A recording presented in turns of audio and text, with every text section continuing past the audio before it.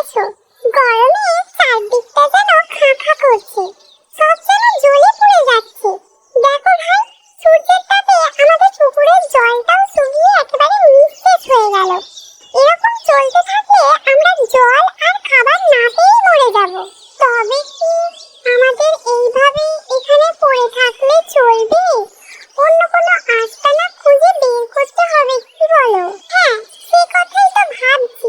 পাশের গ্রামে একটা মস্ত বড় ঝিল আছে, তার জল কখনো শুকায় না। আমাদের বরং সেখানে গিয়ে একবার দেখে আসা দরকার। হ্যাঁ, চলো তবে আমরা সেই ঝিলেই যাই, আর আজকে লাঞ্চটাও ওখানেই সারবো।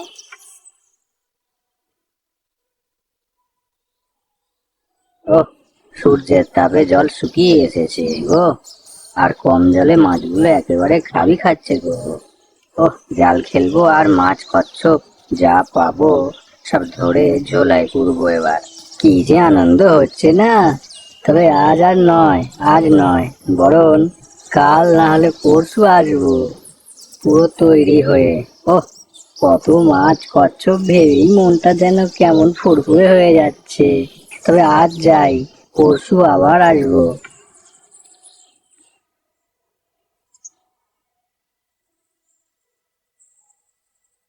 এই কি কচ্ছপ ভাই, তোমার কি হয়েছে? এত জোরে কাঁদছো কেন? কাঁদবো না তো কি হাসবো ভাই? আমার দুঃখের কথা আর শুনে কি করবে? আমি তোমাদের আর মাত্র একদিনের বন্ধু, তারপরে আমাকে বিদায় জানিও চিরদিনের মতন। কেন বিদায় জানাবো কেন? কোথায় যাবে তুমি? আমাদের মতো তুমিও কি এই ঘর ছেড়ে যাবে ঠিক করেছো? না, আমি কোথাও যেতে পারবো না তো। তবে কিছুক্ষণ আগে তোমরা যখন ছিলে না, এক জেলে এসেছিল, আর সে বলছিল ওহ, সূর্যের তাপে জল শুকিয়ে এসেছে গো। আর কম জলে মাছগুলো একেবারে খাবি খাচ্ছে গো। ওহ, জাল খেলবো আর মাছ কচ্ছপ যা পাবো সব ধরে ঝোলায় করবো এবার।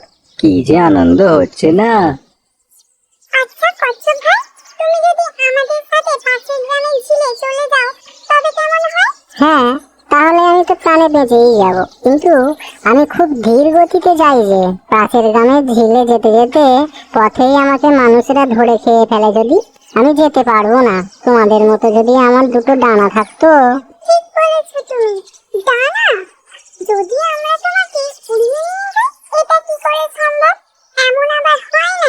হবে, আমরা একটা শক্ত কাঠের দুই দিকে ধরে উড়ে যাব, আর কচ্ছপ ভাই মাঝখানে কামড়ে ধরে থাকবে। এইভাবে আমরা অন্য ঝিলে চলে যেতে পারবো। তবে বন্ধুরা, আর দেরি নয়, কাল ভোরেই আমরা তবে বেরিয়ে পড়বো। অভাগা মাছেরা, আমার মতন করে কেউ বুদ্ধি করে বাঁচতে পারবি না তোরা। আমি একটা বুদ্ধিমান কচ্ছপ। আর জেলে, তুই ছাই খাবি আমাকে। ভাই কচ্ছপ, একটা কথা মনে রেখো, যে যত যাই বলুক তুমি কোনো উত্তর দেবে না। ঠিক আছে, ঠিক আছে, তুমি কোনো চিন্তা করো না। আমি এত বোকা নই যে মূর্খের মতো কথা বলে ফেলবো।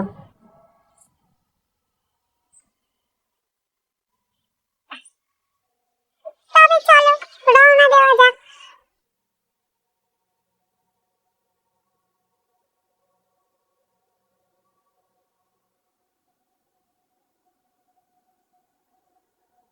দেখো দেখো, আকাশ দিয়ে একটা কচ্ছপ উড়ে যাচ্ছে।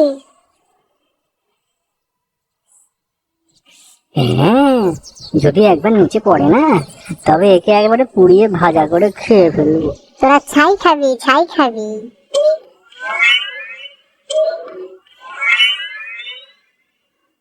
এই জন্যই বলে, লক্ষ্য পূরণ না হওয়া পর্যন্ত কখনো সফলতার আনন্দ করতে নেই। কচ্ছপ ভাইয়ের জন্য দুঃখিত, কি আর করা যাবে, বেচারা কচ্ছপ ভাই।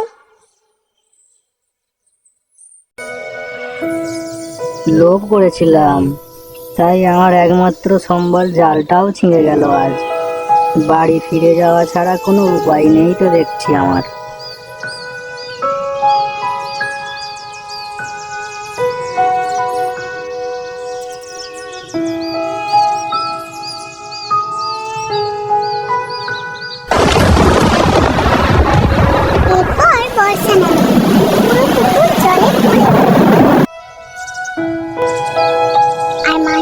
ষষ্ঠীতে খেলা করে।